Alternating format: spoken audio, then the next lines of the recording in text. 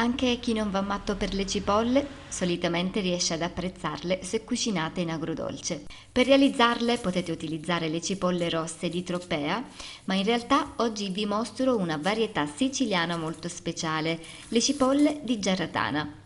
Hanno dimensioni davvero importanti, pesano almeno 500 grammi ciascuna e il loro sapore è dolcissimo. Per realizzare questa ricetta chiaramente inizio dalle cipolle sbucciandole e tagliandole a fette non troppo sottili, devono avere almeno mezzo centimetro di spessore.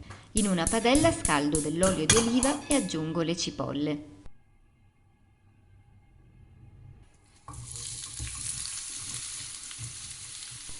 Per i primi minuti mantengo la fiamma dolce perché voglio che le cipolle appassiscano lentamente.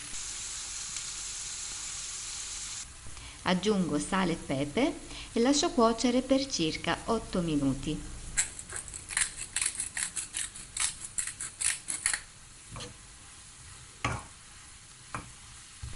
A questo punto, per proseguire la cottura, metto un pochino di acqua e il coperchio e continuo così per altri 8 minuti.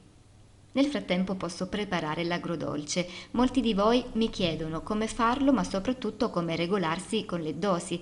In realtà dipende molto dai gusti personali. Per questa ricetta io verso in un bicchiere 100 ml di aceto bianco e sciolgo in esso 70 g di zucchero. È arrivato il momento di aggiungere l'agrodolce alle cipolle, quindi alzo la fiamma per asciugare un po' il liquido di cottura e permettere anche allo zucchero di caramellarsi un po'. Ancora 10 minuti e la ricetta sarà terminata. In realtà è giusto che rimanga un po' di sughetto sul fondo, anche perché sarà ottimo per fare la scarpetta.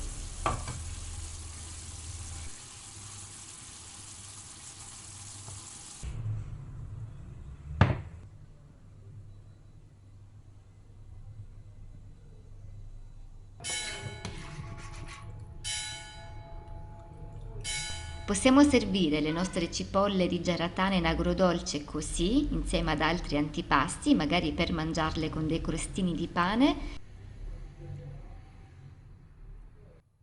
Sono l'abbinamento ideale per tanti piatti. In Sicilia, ad esempio, si mangiano insieme al pesce spada, al tonno, allo sgombro oppure alla salsiccia. Potete utilizzarle negli hamburger o nelle focacce chiuse. Ho cucinato queste cipolle anche al forno gratinate, una ricetta davvero sfiziosa che trovate sul blog www.vivomangiando.it. Io vi aspetto anche sul gruppo per vedere le vostre foto e leggere i vostri commenti.